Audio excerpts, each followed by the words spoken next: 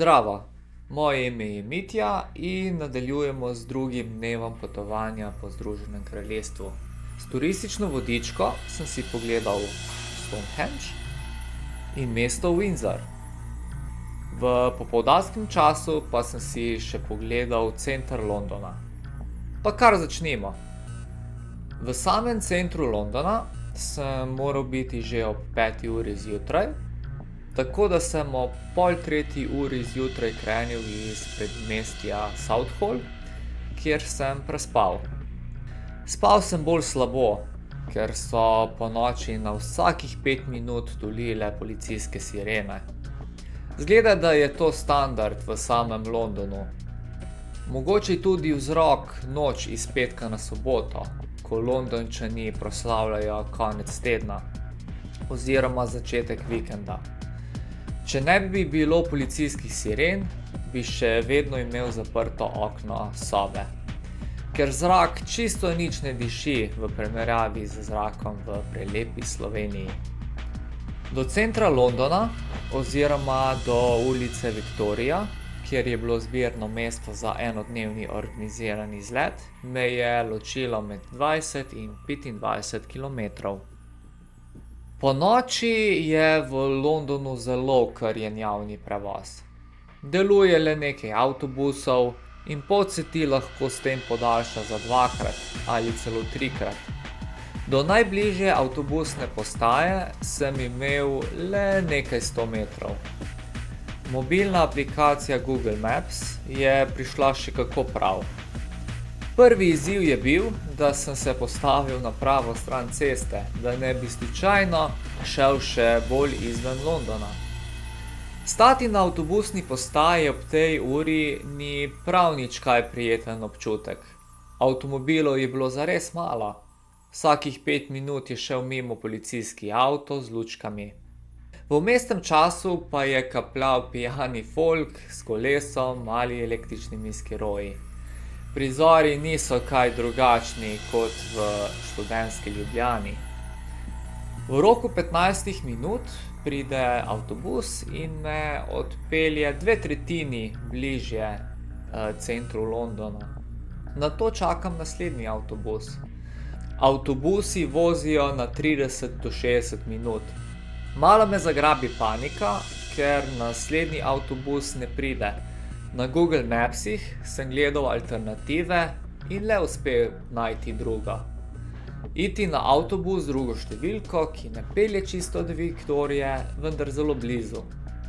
Namreč, če zamudim alternativo, potem pridem prepozno na dogovorjeno mesto za izlet. Na srečo je alternativni avtobus prišel in sem se sprehodil preostanek poti do Viktorijine ulice.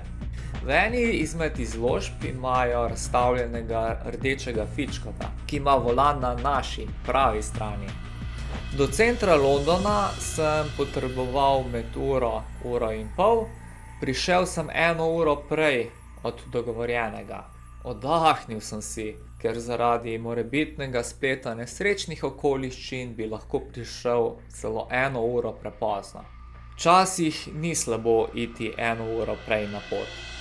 Po 5. uri zjutraj nas je pričakala čedna vodička iz turistične agencije Evan Evans Tours in z zasebnim avtobusom smo se odpravili na prvo destinacijo Stonehenge.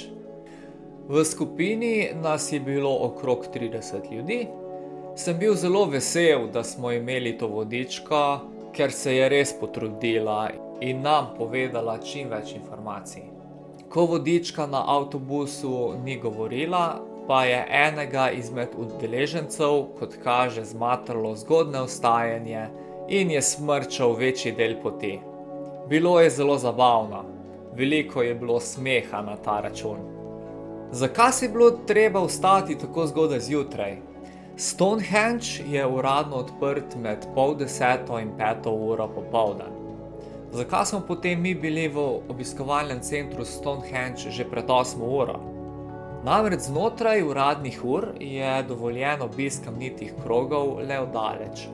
Če pa imaš rezerviran zasebni ogled izven uradnih ur, ali je to zgodaj zjutraj ali pozno popoldne, pa lahko vstopiš znotraj kamnitega kroga. In pojdimo počasi proti Stonehengeu. Stonehenge se nahaja v pokrajini Wiltshire. Pokrajina je znana tudi po žitnih krogih. Višina posameznega kamna je čez 4 metre in dolžine več kot 2 metra. Arheologi predvidevajo, da je bil kamniti krog postavljen med 3000 in 2000 letom pred našim štetjem. Tako da so lahko kamni stari tudi 5000 let. Prvi modri kamni, pravimo jim Bluestones, so verjetno iz Walesa, več kot 200 km stran. Preden smo vstopili znotraj kamnitih krogov Stonehengea, smo dobili izrecna navodila, da kamnov se ne smemo dotikati. Sicer bodo napotili celotno skupino iz ogleda. Kar se tega tiče, imajo ničelno toleranco. Stonehenge varujejo 24 ur na dan, tako da so zraven slovitega kroga vedno vsaj 2 ali 3 varnostniki. Znotraj krogov se nam je pridružila tudi arheologinja, ki nam je povedala zanimive podrobnosti o samih kamnih. V šali in malo zares je dejala, da se kamnov ne smemo dotikati in jih tudi polizati ne smemo. Seveda smo šli vsi v smeh, vendar je dejala, da jo je en turist to enkrat res vprašal. Ko vstopiš znotraj kroga, vidiš šele razsežnosti, kako dejansko veliki kamni so to. Zelo sem bil impresioniran. Vodička nam je kasneje na avtobusu rekla, da kdo na avtobusu zna čarati, kajti tako lepega vremena na Stonehengeu še ni imela. Bilo je res prelepo vreme, brez dežja, nobenega vetra in samo sonce. Je rekla, da smo imeli res srečo, kajti ponavadi je dež s sunki vetra. Celo uro smo si lahko ogledali kamne. Bilo je narejeno kar nekaj fotografij in tudi videoposnetkov. Nekateri pridejo na Stonehenge zaradi fotografij, videoposnetkov, spiritualnosti ali zaradi česa čisto drugega. Verjamem, da smo vsi iz naše skupine našli tisto, kar smo iskali. Jaz, na primer, sem med kamni našel spokojnost in polno novih vprašanj, kako so kamni prišli sem in s kakšnim namenom, ker tako velikih kamnov si res nisem predstavljal. Na sliki vidimo posledice dotikanja kamnov iz prejšnjih stoletij. Človekov dotik na dolgi rok razgrajuje kamne. Lahko je tudi 9000 obiskovalcev Stonehengea dnevno, tako da si lahko predstavljate, kam lahko to vodi. Leva slika nazorno pokaže, kako veliki kamni so. Pred kamnom je arheologinja, ki nam je povedala veliko zgodb in rezultatov arheoloških izkopavanj, ki so se zgodili v zadnjih letih znotraj Stonehengea. Naša vodička je kasneje dejala, da smo imeli res srečo, da smo dobili najboljšo arheologinjo. Od ostalih arheologov težko kaj izveš in so velikokrat nezainteresirani. Res, kaj več si res težko zaželiš. Bodite pozorni na ta kamen, ki ima špičko na vrhu. To ni brez razloga. Včasih je na njemu stal prav tale kamen in da ta kamen ni padal, so ga fiksirali tako, da so na njem naredili luknjo. In to so zgradili tisti, za katere menimo, da sploh orodje niso znali uporabljati. Le kaj nam še vse skriva zgodovina? Vse načrtovane oglede, kar se tiče Henrija VIII, sem imel načrtovan le za prejšnji oziroma prvi dan. Vendar smo tudi na Stonehengeu slišali njegovo ime. Ko je Henry VIII ustanovil anglikansko cerkev, je tudi Stonehenge prišel v njegovo last. Dekleta bi rekle, da je naredil največjo možno neumnost, kar je lahko naredil. Stonehenge je podaril svoji ženi Anne Boleyn in nad darilom ni bila nič kaj preveč navdušena. Zato je takrat dal Stonehenge v upravljanje skupnosti. S tem je bil odprt za javnost in kdorkoli ga je lahko obiskal. Celotna ura Stonehengea je hitro minila in počasi je bilo treba zapustiti prizorišče. Vrnili smo se nazaj v obiskovalni center Stonehengea. Tam je na voljo razstava na prostem in kako naj bi predvideno izgledala oblika hiš in vasi v tistem času. Poleg vasi je na voljo tudi replika kamna. Vsak obiskovalec lahko poizkusi premakniti ta kamen. Nobenemu še ni uspelo. Taka zunanjost in notranjost hiš me spominjata iz Irske, ko sem bil leta 2019 v Craignaunu, kjer imajo arheološki muzej na prostem. To je pa še pogled na celotni obiskovalni center Stonehenge. Po ogledu Stonehengea smo si preko turistične agencije ogledali še Windsor. Za Windsor nisem imel nobenih pričakovanj. Pustil sem se presenetiti in še kako sem bil presenečen. V Windsorju smo si ogledali grad Windsor. Grad ima poslopje, ki sem ga hotel obiskati v prvem dnevu, vendar nisem imel časa. To je St. George Chapel. Nisem mogel verjeti, da bom kapelo dejansko obiskal. Poleg tega smo se sprehodili še po The Long Walku ter glavnem trgu Windsorja. Kraljica Elizabeta II. Ponavadi preživlja veliko noč in konec tedna v gradu Windsor. Prispeli smo v Windsor. Desno na sliki je naša vodička. Malo me je presenetilo, da prihaja iz Brazilije. Od vsega začetka sem mislil, da prihaja od tukaj, ker zna res dobro govoriti angleško. V tem prostoru na sliki se je zgodil prav zanimiv dogodek. Do vodičke prideta fant in punca azijskega rodu, ki pravita, da sta pozabila na čas in da sta zamudila avtobus druge turistične agencije. In vprašala sta, kaj lahko naredita. Turistična vodička jim je povedala, da edina stvar, kar lahko naredita, je, da si kupita karte in gresta nazaj v London. Seveda na svoje stroške. Vodička nam je kasneje razložila, da v Londonu ne čakajo na nikogar. Če zamudiš, si moraš sam zorganizirati pot nazaj. Razložila je, da turistične agencije imajo rezervirane slote, na primer za Stonehenge. In če se ne prikažejo ob tistem času, jim slot gre. Malo kruto, vendar razumljivo. V Londonu sem že prvi dan opazil, da se vsem nekam mudi. No, pa se sprehodimo čez Windsor. Desno je videti grad Windsor. Polovica grada je odprto za obiskovalce, druga polovica pa je ena od rezidenc kraljeve družine in kraljice Elizabete II. Prvotno je bil grad zgrajen v 11. stoletju, v času Williama Osvajalca. Palača se uporablja od časa Henrika I., ki je vladal med 1100 in 1135 in je najdlje naseljena palača v Evropi.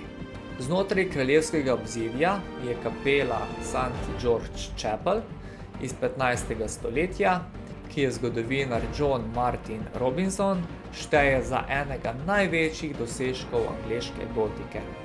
Elizabeta II. Se najraje zadržuje v tej kraljevi rezidenci.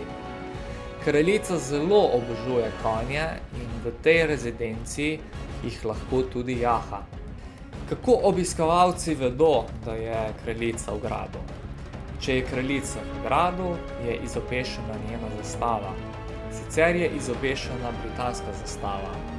To velja za vse njene palače. Gradu nisem imel namena obiskati, ampak zaradi kapele St. George sem si ga hotel ogledati.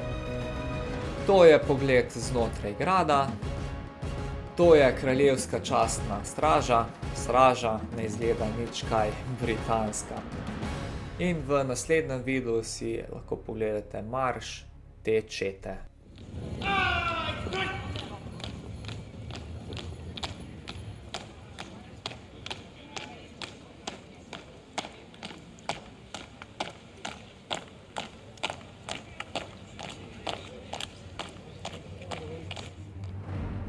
To je še en pogled gradu.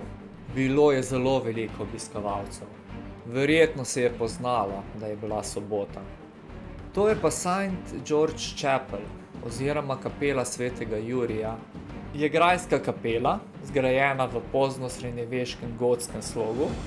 Cerkev je pod neposredno jurisdikcijo monarha. Kapelo je v 14. stoletju ustanovil kralj Edvard III. V poznem 15. stoletju pa so kapelo močno povečali. Nahaja se v spodnjem delu grada.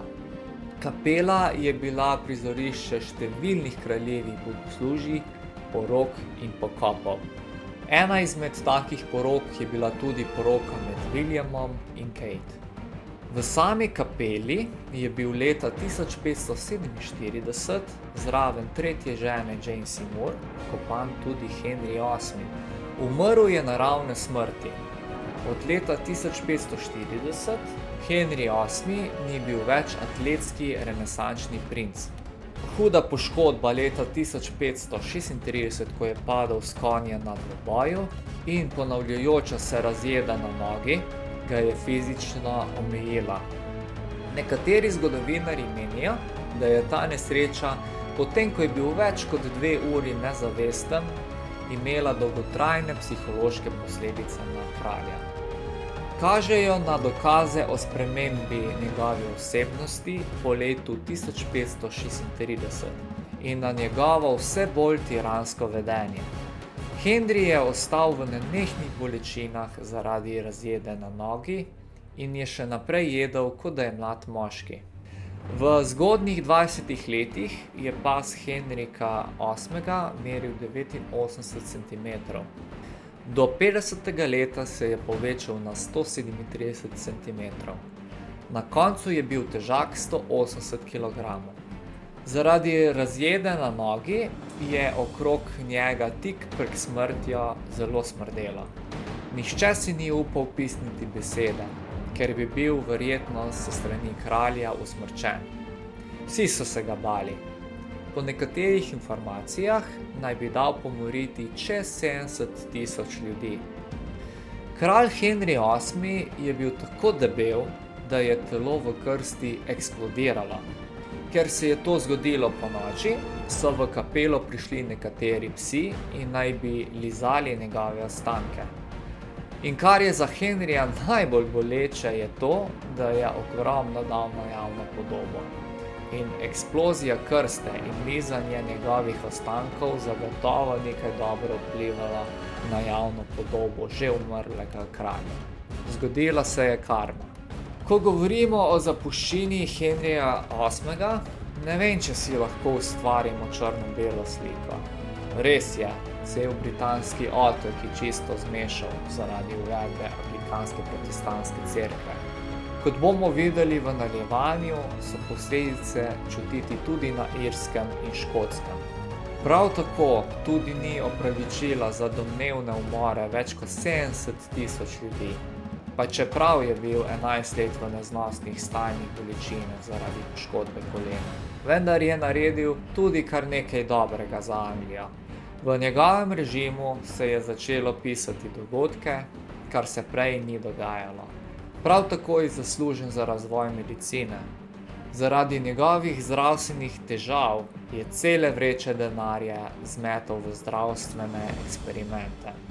Do raznih testiranj s pijavkami in največkrat so eksperimente delali prav na samem kralju.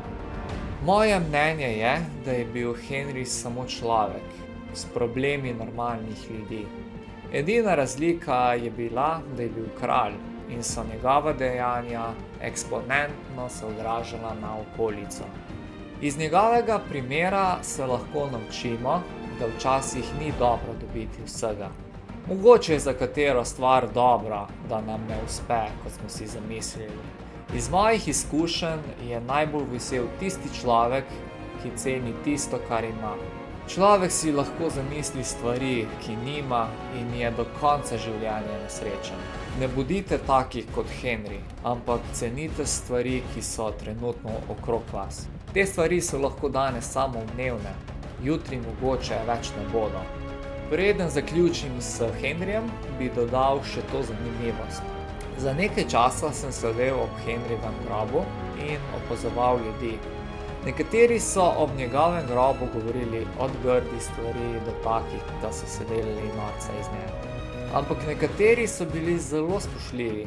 Sploh si niso upali stopiti na nagrobno ploščo, ki je bila na tleh, in so raje naredili obvoz okrog nje. In teh je bila več kot polovica.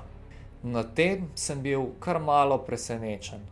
Po ogledu gradu in kapele sem obiskal kraljevi park, Windsor Great Park. Razprostira se na 2020 hektarjih.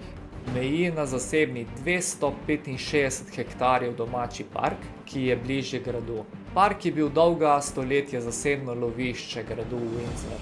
Večina delov parka je odprta za javnost, brezplačno od zore do mraka. Začetek parka oziroma poti je od kraljeve palače, ki jo vidite na sliki. Pot The Long Walk je dolga 4,25 km. Malo je poti, ki vodijo direktno naravnost. Tudi William in Kate sta ob poroki šla s kraljevo kočijo čez celotni The Long Walk. Park je res nabit s pozitivno energijo. Veliko ljudi se martinčka po drevesi tega parka. Med njimi sem bil tudi jaz. Nato sem se sprehodil še po mestnem središču Windsorja. Prelepo mesto, vendar zelo veliko ljudi.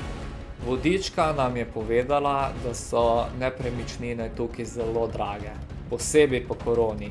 Veliko ljudi je zaradi korone delalo od doma in so si zato kupovali domove oziroma stanovanje izven Londona. Premožnejši v samem Windsorju. Tako da bi lahko rekli, da je Windsor elitna soseska Londona. Za konec sem se odpravil proti avtobusu mimo tamkajšnje železniške postaje. Industrijska revolucija je bila v polnem razmahu, ko je bila izdelana The Queen, prva parna lokomotiva, ki je prevažala kraljico Viktorijo med Windsorjem in Londonom. Pravzaprav je bila Viktorija prva britanska monarhinja, ki je potovala z vlakom. To je bilo 13. junija 1842. V svoji dolgi vladavini od 1837 do 1901 je Viktorija velikokrat potovala z vlakom. To je bilo za kraljico precej pustolovsko, saj je bilo potovanje z vlakom takrat relativno novo in nevarno. Samo leta 1842 so s tirov poročali o številnih smrtih in poškodbah. Njenega moža je bila vožnja z vlakom zelo strah in je raje potoval s konjem. Na sliki vidimo repliko te lokomotive. In organiziranega ogleda je bilo konec. Avtobus nas je popeljal nazaj v London.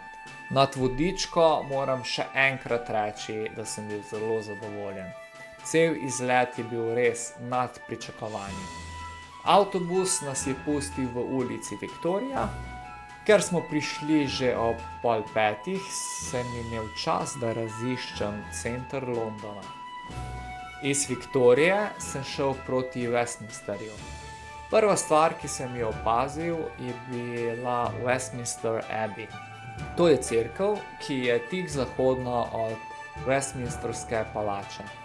Je ena najznamenitejših verskih zgradb Združenega kraljestva ter tradicionalno mesto kronanja in grobišče angleških in kasneje britanskih monarhov. Od kronanja Viljama Osvajalca leta 1066 so se vsa kronanja angleških in britanskih monarhov zgodila tukaj.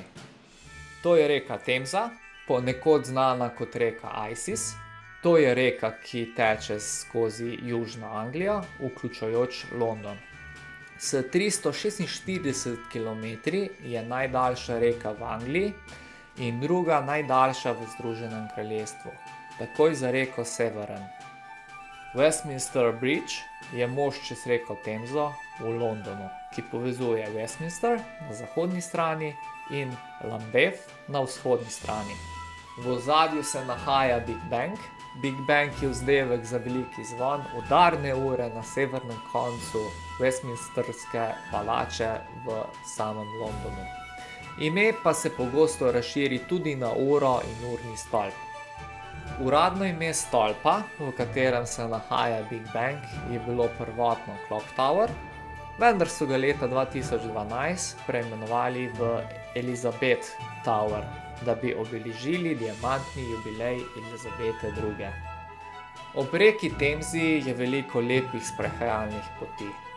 The South Lion je skulptura iz leta 1837 v samem središču Londona. Zgrajen je bil leta 1966.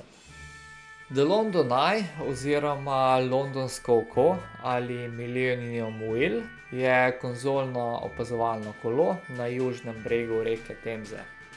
Je najvišje konzolno razgledno kolo v Evropi in je najbolj priljubljena plačljiva turistična atrakcija v Združenem kraljestvu z več kot 3 milijoni obiskovalci letno.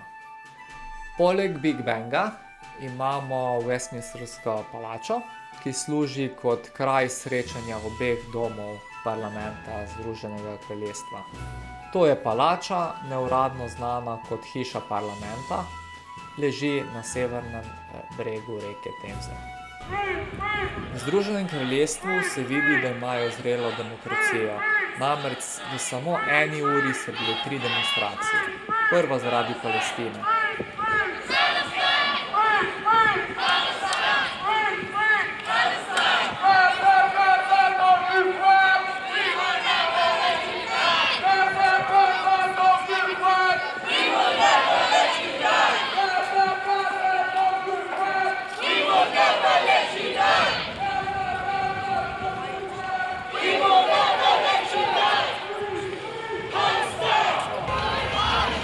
Druga za pravico žensk.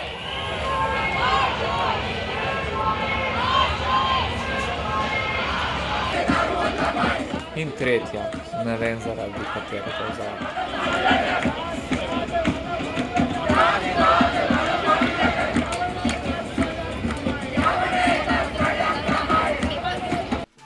London ne pusti razočarati. V samem centru Londona se nahaja St. James Park. Park je velik 23 hektarjev in je v samem centru Londona. Park omejuje Buckinghamska palača na zahodu, Mall na severu, Horse Guards na vzhodu in Birdcage Walk na jugu. Bil sem navdušen nad parkom. Za London je bilo za njihove razmere zelo lepo vreme, brez padavin in čez 20 stopinj. Veliko ljudi se je martinčkalo na soncu. Znotraj parka se je sprehajalo veliko ljudi. Stanovalci parka so tudi race, gosi in golobi. Pogled z mostu jezera, kar nisem mogel verjeti, da sem v samem centru Londona. Lepo je videti, da ljudje niso zaprti za 4 stenami in da preživljajo popoldan v samem parku. Po ogledu parka sem obiskal Buckinghamsko palačo, je londonska kraljeva rezidenca in upravni sedež monarha Združenega kraljestva. Buckinghamska palača je postala londonska rezidenca britanskega monarha od kraljice Viktorije leta 1837. Palačo so v času, ko sem bil jaz tam, prenavljali. To je tudi eden od razlogov, da se kraljica raje večji del časa zadržuje v Windsorju. Palačo varuje kraljičina straža. Stražarji so oblečeni v tradicionalne rdeče tunike in pokrivala iz medvedjega krzna. Še en posnetek palače. Če mislite, da boste enostavno vlomili v palačo, se motite. Okrog palače je obzidje z bodečo žico ter kamerami. Šel sem mimo tudi Wellington Archa, ponazarja zmagoslavni slavolok, ki tvorijo srednji del Hyde Park Cornerja. Ob izgradnji je 1826 lok stal na drugem mestu v bližini. Na sedanje mesto so ga preselili v letih 1882 do 1883. Po ogledu samega centra je bilo potrebno najti kaj dobrega za podzop. Na sliki vidite veliko restavracij. Nobena mi ni ravno pritegnila, seveda zaradi cen. Ob glavni avtobusni postaji Victoria sem našel Market Halls Victoria. V sredini samega poslopja so mize, okrog miz pa ponudniki, ki ponujajo raznovrstno hrano in pijačo. Od testenin, hamburgerjev, kebabov. Jaz sem si privoščil testenine. Testenine in pijača mi je prišlo okrog 10 funtov oziroma okrog 15 evrov. In to, dragi moji, je bil povzetek drugega dne mojega potovanja po Združenem kraljestvu. Upam, da ste uživali ob poslušanju. V tretjem dnevu sem obiskal Bayham Old Abbey. Lepo se imejte, do naslednjič.